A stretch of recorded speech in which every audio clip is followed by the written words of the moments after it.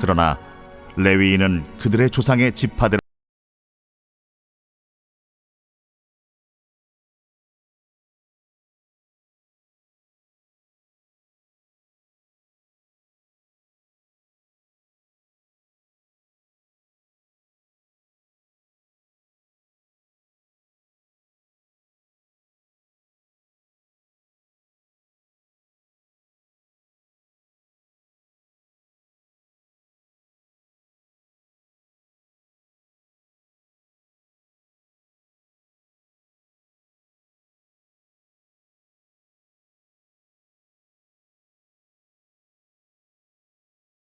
군기 곁에 칠 것이나 레위인은 증거의 성막 사방에 진을 쳐서 이스라엘 자손의 회중에게 진노가 임하지 않게 할 것이라.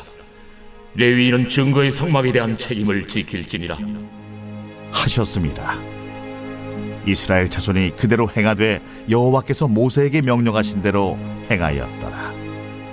오늘 말씀은 구별된 백성이라는 제목으로 말씀을 드리겠습니다. 오늘 말씀에는 이제 이스라엘 백성들의 12지파 가운데 하나인 레위 지파에 대한 이야기를 합니다.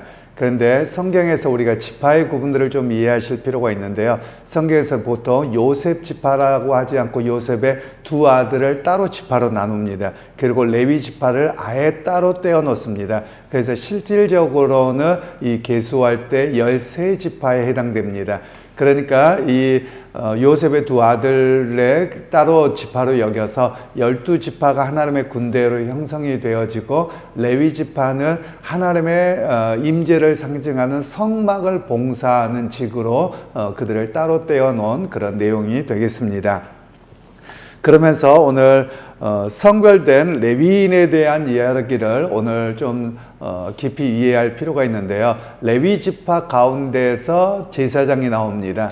레위 지파는 전체가 제사장인 것은 아니고요. 그런데 그들이 해야 될 역할들은 제사장의 역할도 있지만 또한 성막을 위한 여러 가지 봉사가 있습니다. 그리고 성막을 지키는 그 군대의 역할까지 해서 여기에만 특별하게 섬기도록 되어져 있는 사람들이 바로 레위 지파가 되겠습니다. 그러면서 이들이 해야 될 일들은 무엇이냐면 하나님을 위한 구별된 일에 종사하도록 그렇게 주어진 일이 레위 지파입니다. 물론 이 레위 지파와 오늘날의 목회자를 똑같이 구분할 수는 없습니다. 사실 저희가 대학원 다닐 때 이런 사람들이 있었는데요. 어느 지역 사람들이 목사님과 장로님의 자녀들이 와서 우리가 레위 지파다 이렇게 하면서 일을 했는데 그건 합당하지 않습니다. 그런 모임을 만들었는데 그래서 학교에서 바로 해체하라고 그건 합당하지 않다 이런 의미를 했었는데요. 왜 그러냐면 이 레위 지파는 어떤 그 지파의 개념이 그 민족의 어떤 그 뿌리에 관련되어진 것이지 어떤 직임으로서의 지파 이야기를 하는 건 아닙니다. 요즘에 신천지 같은 경우도 보면 자기가 12지파를 해서 여러 가지 이야기를 하죠. 아마 이 대전이 마띠아 지파 뭐 이래가지고 나오던데요. 사실 이거 다 잘못된 것이죠. 왜냐하면 성경에서 말하고 있는 지파의 개념은 예를 들면 우리로 이야기하면 성씨가 뭐다, 시조가 누구다 해서 이런 개념으로 주어진 것이지 어떤 그들이 구원받은 어떤 반열의 개념에서 12지파를 이야기하는 것은 아닙니다. 그러면서 오늘 성경에서는 그들이 해야 될 일에 대해서 50절에 보시면 그들에게 증거의 성막과 그 모든 기구와 그 모든 부속품을 관리하게 하라. 여기서 증거의 성막이라고 되어져 있는데요. 이 성막을 가리켜서 또 나중에 그 출애굽기에도 보면 또 레위기에도 그렇고요. 자세하게 나오는데 여기를 법궤 또는 언약궤, 증거궤 또는 속죄소 이렇게 여러 이름으로 부릅니다. 그러면 그 부름에 대한 똑같은 장소인데 지성소를 이제 성소가 있고 지성소가 있는데요. 그 지성소 안에 있는 법궤가 하나가 있는데 그것을 놓고 부를 때 의미를 조금 다르게 합니다. 예를 들면 언약궤라고 할 때는 하나님과 이스라엘 백성들이 하나님 앞에서 십계명을 통해서 언약을 맺었던 그 의미를 강조하기 있을 때는 언약궤라고 이야기를 하고요. 또는 속죄소라고 이야기할 때는 그 위에 덮는 뚜껑이 속죄판인데요. 거기에 죄를 사하기 위해서 피를 들고 갔을 때 바로 그럴 때는 속죄소라고 이름을 짓기도 합니다. 그리고 증거궤라고 이야기할 때는 그들이 거기에 하나님께서 역사하셨던 증거가 있습니다. 거기 안에 이 법궤 안에 하나님께서 주셨던 십계명과 그리고 아론의 쌍난 지팡이와 만나 항아리가 있습니다. 그러면 이것이 그들에게 어떤 증거가 되느냐? 하나님께서 임재해 계시고 하나님이 살아계시고 너희가 믿음의 백성으로 서게 하는 바로 증거의 역할이 되어져서 증거판 또는 증거궤라는 표현을 사용하고 있습니다. 그런데 오늘 민수기에서는 여러 이름이 있음에도 불구하고 이스라엘 백성들이 12지파로 부름받고 레위 지파가 성막을 위한 봉사를 하는데 거기를 증거가 있는 바로 증거의 성막 이렇게 이야기를 합니다. 바로 이런 것들은 하나님 앞에서 그들이 어떻게 살아계심을 증거하고 그 증거하고 하나님의 살아계심을 너희가 어떻게 봉사할 것이냐 이렇게 이야기를 합니다. 제가 길을 지나가다 보니까 신천지 보니까 그들이 증거장막 해가지고 이렇게 쓰더라고요. 교회당 이름을. 사실은 구약 성경에 대한 잘못된 이해이기도 합니다. 또 어느 지역에 제가 브라질에서 보니까 어떤 교단은 예배 드릴 때 저 뒤에서부터 법궤를 갖고 들어옵니다. 그래서 성구사에 가보면 제일 많이 유행하는 게 이 법궤더라고요. 그래서 그 법궤를 예배당 안쪽에 안치해 놓고 그러고 나서 이렇게 커튼으로 실루엣으로 가린 다음에 예배를 드리고 이렇게 하는데 사실은 구약에 대한 바른 이해가 되지 못해서 그런 일들을 하고 있는 것이지요. 그래서 그런 교회에 대해서 상당히 의심의 눈초리로 봅니다. 이단으로 정죄되는 경우도 있고 아니면 이단과 그 사이를 왔다 갔다 하는 그런 상황이 사실은 증거교회에 대한 이야기를 구약적으로 갔을 때 그렇습니다. 그러니까 그들에게는 구약의 피제사회 회복으로 가려고 하는 그런 모습들이 있어서 사실 교회답지 않은 모습이라고도 할 수 있겠습니다. 우리가 구약에 대한 용어를 사용하거나 구약의 어떤 것들에 대한 이해를 할 때 예수 그리스도 안에서 어떻게 하나님의 언약이 완성되어졌는가를 이해하지 못한다면 그냥 구약 종교로 가버리게 돼서 결국은 기독교가 되지 못하는 그런 모습이 될 수도 있겠습니다. 그러면서 오늘 하나님께서는 이렇게 레위인을 또 세우셔서 이 증거의 장막을 봉사하게 하시고 그리고 이 증거의 장막인 성막을 지키도록 하십니다. 그래서 일반 다른 지파의 사람들이 부지 중에라도 이 하나님께서 세우신 성소, 성막, 그리고 거기 바깥들까지 있죠. 거기에 사람들이 함부로 들어오지 못하도록 그렇게까지 군대를 세워서 행하고 계시는 내용인데요. 바로 이 말씀은 하나님 앞에 아무나 나올 수 없다라는 겁니다. 하나님의 임재 가운데 아무나 죄 있는 인간의 모습으로 그대로 들어오는 것이 아니라 누군가를 통해서 중보자를 통해서 들어와야 된다. 이런 의미로 이야기를 하고 계시는 것인데요. 그래서 레위인은 즉 하나님의 임재와 세상의 죄 있는 모습을 구별하는 그런 경계선의 역할로 레위인의 역할이 주어졌다라고 성경은 말씀을 하고 있습니다. 그리고 나서 이제 53절에는 조금 더 이 레위인의 역할에 대한 이야기를 더 말씀하고 있는데요. 레위인은 증거의 성막 사방에 진을 쳐서 이스라엘 자손의 회중에게 진노가 임하지 않게 할 것이라. 레위인은 증거의 성막에 대한 책임을 지킬지니라 하셨습니다.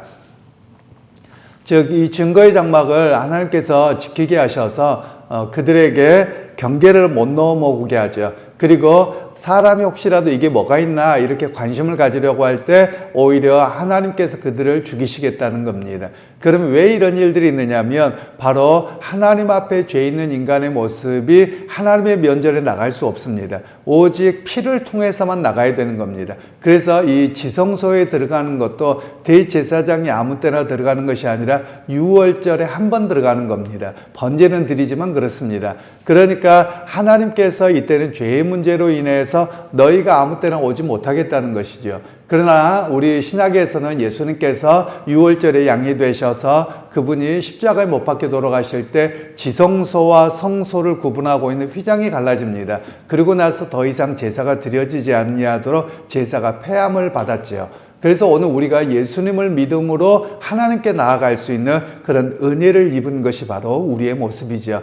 그러니까 이스라엘 백성들에게는 무엇을 말씀하느냐면 그냥 너희에게 그 마음의 문제가 아니라 너희가 여기를 넘어오면 죽을 것이기 때문에 너희가 하나님 앞에 아무나 함부로 나가는 것이 아니라 그냥 이방 종교처럼 그냥 어떤 호기심에 또는 내가 뭘 하기 위해서 나갈 수 있는 그런 것이 아니라 오직 하나님의 세우신 규례대로만 내 앞에 나와야 되는 것이다. 이런 이야기를 이 증거의 장막을 통해서 말씀하고 계시는 겁니다. 그러면서 오늘 이 레위 지파에 대한 이야기를 통해서 사실 우리에게 주시는 메시지가 있죠. 오늘날은 레위 지파가 없습니다. 실제로 이스라엘 백성들을 오늘날의 그 이스라엘 사람들을 볼 때 지파의 개념을 가지고 보시면 안 됩니다. 전혀 그들은 물어보면 너 어느 지파냐 그러면 그런 거 관심도 없고요. 사실 그게 이루어지지도 않습니다. 전혀 모릅니다. 자기들도. 그 정도이기 때문에 구약의 개념 속에서 오늘날의 이스라엘이나 유대인들을 보시면 안 되는 것이고요. 그리고 이 레위 지파라고 하는 사람들을 통해서 우리에게 무엇을 이야기하느냐 하면 하나님 앞에 거룩하게 구별된 사람으로 우리는 어떻게 살아갈 것이냐 이렇게 질문을 하고 계시는 겁니다. 그러면서 이 레위 지파는 하나님과 그리고 이스라엘 백성들의 사회에서 경계선 역할을 하는 것처럼 오늘 우리가 거룩한 레위 지파와 같은 거룩함으로 살아내야 된다는 것이죠. 즉 세상과 하나님을 향해서 중간에 대변자로서의 우리의 모습을 이야기하고 있습니다. 즉 세상을 향해서는 하나님의 선하심과 거룩하심과 그리고 하나님의 증거의 말씀, 즉 십계명의 말씀이 있어서 그대로 살아냄을 통해서 세상을 향해서는 하나님의 살아계심과 또 하나님의 일하심을 드러낼 수 있는 그런 사람이 되어야 되는 것이고요. 또 세상을 바라보면서 세상 속에서 하나님을 향한 그 모습에서는 세상의 아픔과 고통을 대변하고 기도하는 자의 서리에 서야 되는 것이 바로 레위 지파적인 개념이라고 이해를 할 수 있습니다. 그래서 오늘 우리 모두에게도 레위 지파가 구별된 것처럼 예수 그리스도 안에서 우리를 구별하셨습니다. 그래서 오늘 우리를 가리켜서 성도 거룩한 무리라고 부르시는 것이죠.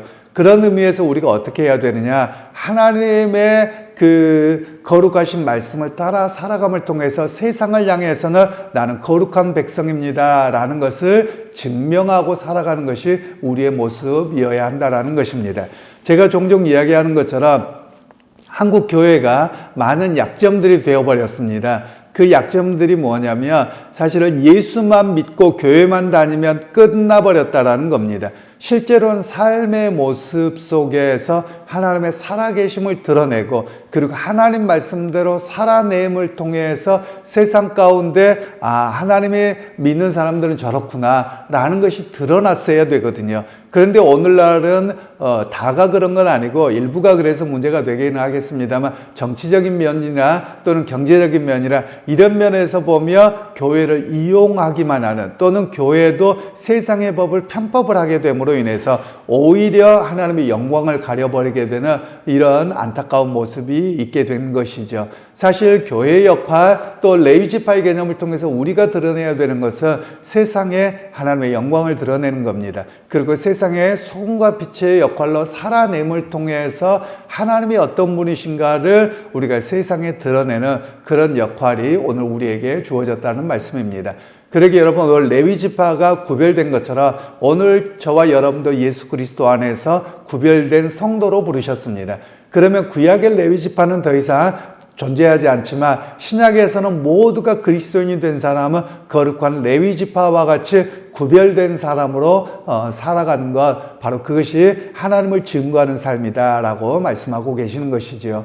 그러기에 여러분 오늘 하루를 살아가실 때 여러분 각자가 하나님 앞에 나는 구별된 사람입니다. 이 고백이 있기를 소원하고요. 그래서 그 구별됨을 통해서 하나님의 살아계심을 세상에 증거하는 또 그것을 드러내는 믿음의 사람으로 오늘 하루도 승리하는 여러분 모두가 되시기를 주님의 이름으로 축원합니다. 하나님 오늘 또 레위 지파의 구별을 통해서 하나님을 증거할 수 있도록 부르셨던 내용을 들었습니다. 오늘 우리는 구약에 멈춰 있지 않지만 오히려 예수 그리스도를 통해서 우리 안에 구별하셨고 그 하나님의 은혜와 영광을 드러내게 하셨사오니 오늘 또 세상의 삶에서 예수 믿는 사람으로 하나님의 영광과 또 하나님의 은혜와 또 우리가 소금과 빛의 역할을 감당하는 그런 역사가 우리의 삶 가운데 있게 하옵소서. 예수님의 이름으로 기도하옵나이다. 아멘.